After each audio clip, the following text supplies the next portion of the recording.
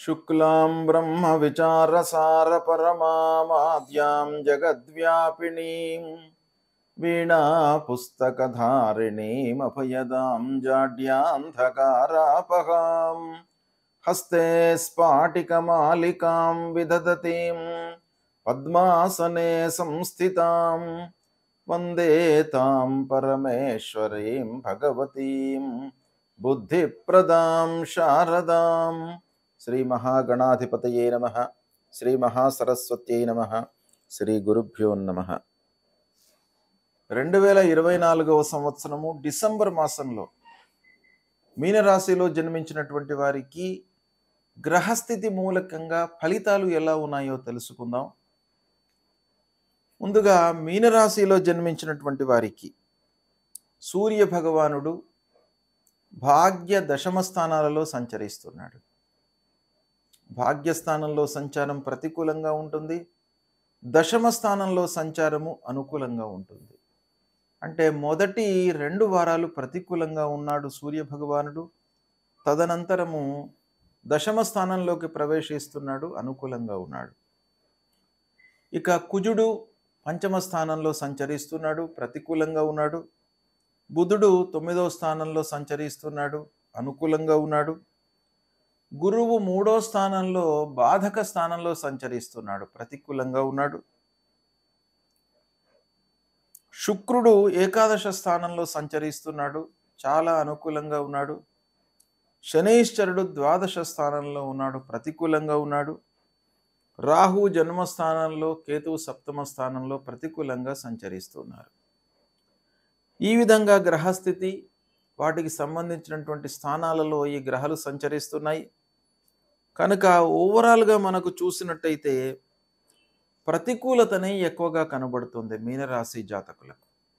మీనరాశిలో జన్మించినటువంటి వారికి ప్రతికూలంగానే గ్రహాలు ఎక్కువగా సంచరిస్తున్నాయి కాబట్టి కొంత జాగ్రత్తగా నిర్ణయాలు తీసుకోవడం అవసరము.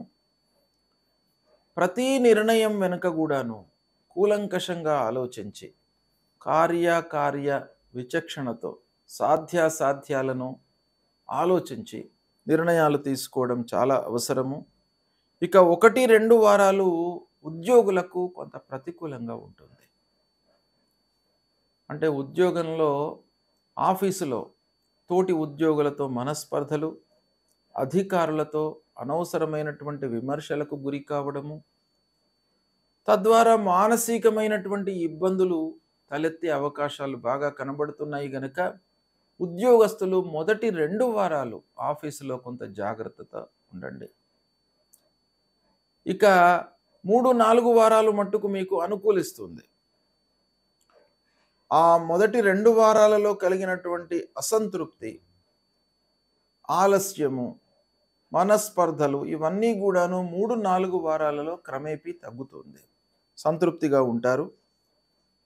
ఇక ఇంటి వాతావరణము మట్టుకు అనుకూలంగా ఉంటుంది. భార్య, పిల్లలు, కుటుంబ పెద్దలు వీళ్ళందరితో కూడాను మీకు అనుకూలత ఉంటుంది. సాహిత్య రంగంలో ఉన్నటువంటి వారికి, కళాకారులకు, మీడియా రంగంలో ఉన్నటువంటి వాళ్లకు, పత్రికా రంగంలో ఉన్నటువంటి వారికి, సాఫ్ట్వేర్ రంగంలో ఉన్నటువంటి వారికి కొంత అనుకూలత ఈ మాసంలో గోచరిస్తుంది. ఇక వ్యాపారము, చేతిలో ఉన్నటువంటి వ్యాపారము ఒక మోస్తరుగా జరుగుతుంది, మధ్య మార్గంగా ముందుకు వెళుతుంది.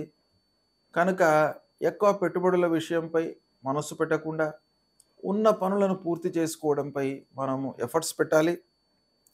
ఇకపోతే ప్రారంభించినటువంటి పనులలో మట్టుకు ఆలస్యం గోచరిస్తుంది. అన్నదమ్ములు, బంధువర్గం యొక్క సహాయ సహకారాలు ఉండవు. కాబట్టి బంధువర్గం ఎప్పుడు కూడాను మీకు కొంత గ్యాప్తోనే ఈ మాసంలో ఉండేటువంటి అవకాశాలు ఉన్నాయి. అంటే బంధువర్గంతో కలహాలే ఎక్కువగా కనబడుతున్నాయి సహాయ సహకారాల కంటే కూడాను. కనుక వాళ్లను మీరు ప్రసన్నం చేసుకోవడానికి, వాళ్లతో స్నేహంగా ఉండడానికి ప్రయత్నాలు చేయండి. అంటే బంధువర్గము యొక్క సహాయ సహకారాలు చాలా అవసరం ప్రతి మనిషికి కూడాను. మనిషి సంఘజీవి, నలుగురి సహాయ సహకారాలు, నలుగురితో మాట్లాడడము, అనుభవజ్ఞులతో చర్చించడము, ఇవి ప్రతి మనిషికి కూడాను అవసరమైనటువంటి విషయాలే. అయితే ఇక్కడ మనకు గ్రహస్థితి బాగాలేనప్పుడు సంఘం లోపల కూడాను మనకు అనుకూలమైనటువంటి వాతావరణము ఉండదు. ఇక ఉన్నత స్థానంలో ఉన్నటువంటి వారి యొక్క సూచనలను మనం బ్లైండ్‌గా తీసుకున్నట్టయితే ఇబ్బందులలో పడేటువంటి అవకాశాలు ఉంటాయి. ఎవరు సహాయం చేసినా, ఎవరు సూచనలు ఇచ్చినప్పటికిని మీరు ఈ మాసంలో చేయవలసినటువంటి కర్తవ్యం ఏంటంటే ఆలోచించి నిర్ణయాలు తీసుకోవడము. ఇక ఆస్తుల విషయంలో తగాదాలు ముందుకు వస్తాయి. పిత్రార్జితము తల్లిదండ్రుల ద్వారా సంక్రమించినటువంటి ఆస్తుల విషయం లోపల అన్నదమ్ముల మధ్య తగాదాలు లేదా జ్ఞాతుల మధ్యన తగాదాలు, ఇబ్బందులు తలెత్తేటువంటి అవకాశాలు చాలా కనబడుతున్నాయి. సమయానికి పనులు కాకపోవడంతో రుణభారం పెరిగేటువంటి అవకాశాలు ఉన్నాయి. దీన్ని కొంత నియంత్రించుకోవాలి. ఎందుకంటే పనులు మనకు సమయం లోపల అనుకున్న సమయం లోపల పూర్తి కావు. భారం పెరిగిపోతుంది, ఖర్చులు పెరిగిపోతాయి. తద్వారా మనిషికి ఒక అసహనం అనేటువంటిది ఏర్పడుతుంది. చివరికి రుణభారం పెరిగిపోవడంతో ఉన్న ఆస్తులు కొన్ని మనము అమ్మే పరిస్థితి కూడాను ఏర్పడే అవకాశాలు గోచరిస్తున్నాయి. కనుక మీరు చేయవలసినటువంటి విషయం ఏంటంటే రుణభారం పెరగకుండా ఉండడానికి ఆదాయాన్ని పెంచుకునే మార్గాలపై మనస్సు నిలపండి. ఖర్చులను నియంత్రించుకోవడంపై మనస్సు నిలపండి. ఇక పిల్లల చదువు విషయంలో మటుకు మంచి నిర్ణయాలే తీసుకుంటారు. ఈ మీనరాశిలో జన్మించినటువంటి వాళ్ళ యొక్క పిల్లల భవిష్యత్తు ఈ డిసెంబర్ మాసంలో బాగానే ఉంది. వాళ్ళు హయ్యర్ ఎడ్యుకేషన్కై మీరు అన్ని మార్గాలను అన్వేషిస్తారు. అందరితోనూ అనుభవజ్ఞులతోనూ కూడాను చర్చిస్తారు. మంచి నిర్ణయాలు తీసుకుంటారు. ఈ విధంగా బాగానే ఉంది. ఇక ఉద్యోగ ప్రయత్నంలో ఉన్నటువంటి వారికి తాత్కాలికంగా ఉద్యోగం లభిస్తుంది. అంటే పర్మనెంట్ ఉద్యోగం కొరకై ఇంకా మీరు శ్రమించవలసినటువంటి సమయమే. అయితే ఈ డిసెంబర్లో మట్టుకు తాత్కాలికంగా ఏదో ఒక ఉద్యోగంలో మీరు చేరేటువంటి అవకాశాలు మెండుగా కనబడుతున్నాయి. ఆర్థిక స్థితి మట్టుకు అస్థిరంగా ఉంటుంది.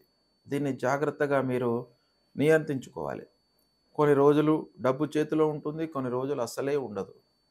పని చేద్దామనంటే మన చేతిలో డబ్బు లేకపోవడంతో రుణభారం పెరిగేటువంటి అవకాశాలు ఉన్నాయి. అప్పులు కూడాను కొన్నిసార్లు ఇబ్బందికరంగానే ఉంటుంది. ఎవరిని అడిగినప్పటికీ మన చేతికి సమయానికి చిక్కక ఇబ్బందులను ఎదుర్కొనేటువంటి అవకాశం బాగా కనబడుతుంది శని మూలకంగా.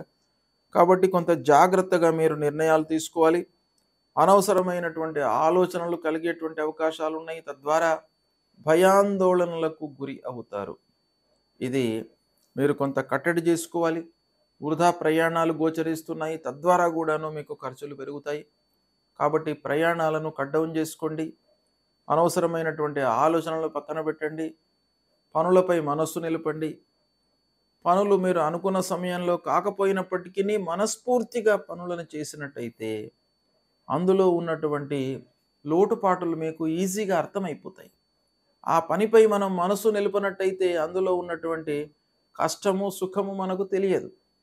కాబట్టి మీరు మనస్సు నిలిపి పనులు చేసినట్టయితే కొంతలో కొంతైనా కూడాను మీరు అధిగమించేటువంటి అవకాశాలు ఉంటాయి. కాబట్టి ఈ విధంగా గ్రహస్థితి మూలకంగా ఫలితాలు ఉన్నాయి. ఇక ముఖ్యంగా మీనరాశి జాతకులకు, మీనరాశిలో జన్మించినటువంటి వారికి ప్రధానమైనటువంటి గ్రహాలు గురు, శని, రాహు, కేతు బాగాలేరు. దాంతోపాటు అంగారకుడు కూడాను బాగాలేడు. కనుక ప్రథమంగా మొదటి 2 వారాలు ఆరోగ్యంపై బాగా మీరు శ్రద్ధ చూపాలి. దానికై సూర్యనారాయణుడిని మీరు ఆరాధించండి. ఆదిత్య హృదయము పఠన చేయండి. సూర్యాష్టకాన్ని ప్రతినిత్యం కూడాను స్తోత్ర రూపంలో మీరు జపించండి. సూర్య నమస్కారాలు చేయండి. అర్ఘ్యప్రదానం ఇవ్వండి. తర్వాత సుబ్రహ్మణ్య స్వామి దేవాలయానికి వెళ్ళండి. లక్ష్మీ నరసింహస్వామిని కొలవండి. లక్ష్మీ నరసింహస్వామి మీకు ఆటంకాలు, ఇబ్బందులు, అనవసరమైనటువంటి విమర్శలు రాకుండా మిమ్మల్ని కాపాడుతాడు. కలహాల నుండి మిమ్మల్ని కాపాడుతాడు. ఇక గురు భగవానుడు కూడాను 3వ స్థానంలో ఉన్నాడు. గురు బాగాలేడు. కాబట్టి తల్లిదండ్రులను సేవించండి. దత్తాత్రేయ స్వామి దేవాలయానికి వెళ్ళండి. దక్షిణామూర్తి స్తోత్ర పారాయణం చేయండి. దేవానాంచ ఋషీణాంచ గురుం కాంచన సన్నిభం వందనీయం త్రిలోకానాం తం నమామి బృహస్పతిం అనేటువంటి మూల మంత్రాన్ని ప్రతినిత్యం కూడాను పఠించండి. గోమాతను సేవించండి. గోమాతను సేవించడము, తల్లిదండ్రులను సేవించడము మరవకండి. ఈ ఇద్దరిని మీరు సేవించినట్టయితే తప్పకుండా గురు భగవానుడి యొక్క అనుగ్రహం లభిస్తుంది. ఆంజనేయ స్వామి దేవాలయానికి వెళ్ళండి. ద్వాదశ స్థానంలో ఉన్నటువంటి శనైశ్వరుడు మూలకంగా అనవసరమైనటువంటి ఖర్చులు, నష్టాలు కలిగేటువంటి అవకాశం ఉంటుంది. కాబట్టి ఆ ఆంజనేయ స్వామి మూలకంగా మీకు ఇవన్నీ కూడాను కట్టడి అవుతాయి. ఆ భగవంతుడి యొక్క అనుగ్రహం లభిస్తుంది. నీలాంజన సమాభాసం రవిపుత్రం యమాగ్రజం ఛాయామార్తాండ సంభూతం తం నమామి శనైశ్వరం అనేటువంటి మూల మంత్రాన్ని చదువుకోండి. రాహువు జన్మస్థానంలో ఉన్నాడు, కేతువు సప్తమ స్థానంలో ఉన్నాడు. ఈ రాహు కేతువుల మూలకంగా కూడాను ఆరోగ్య సమస్యలు, అనవసరమైనటువంటి ఆలోచనలతో మనస్తాపము, ఆది వ్యాధులకు గురయ్యేటువంటి అవకాశాలు ఉంటాయి. కాబట్టి అమ్మవారిని కొలవండి. అర్ధకాయం మహావీర్యం చంద్రాదిత్య విమర్ధనం సింహికా గర్భసంభూతం తం రాహుం ప్రణమామ్యహం ఫలాశ పుష్పసంకాశం తారకా గ్రహమస్తకం రౌద్రం రుద్రాత్మకం ఘోరం తంకేతం ప్రణమామ్యహం అనేటువంటి ఈ రెండు మూల మంత్రాలను ప్రతినిత్యం కూడాను చదువుకోండి. అమ్మవారి దేవాలయానికి వెళ్ళండి, విఘ్నేశ్వరుణ్ణి పూజించండి, మీకు పరిహారం లభిస్తుంది. ఈ దుస్థానాలలో సంచరిస్తున్నటువంటి గ్రహాల మూలకంగా కలిగేటువంటి ప్రభావము ఈ పరిహారంతో తగ్గుతుంది, దూరమవుతుంది. కనుక ఈ పరిహారాలను మీరు చేయండి, శుభ ఫలితాలను పొందుతారు. శుభం.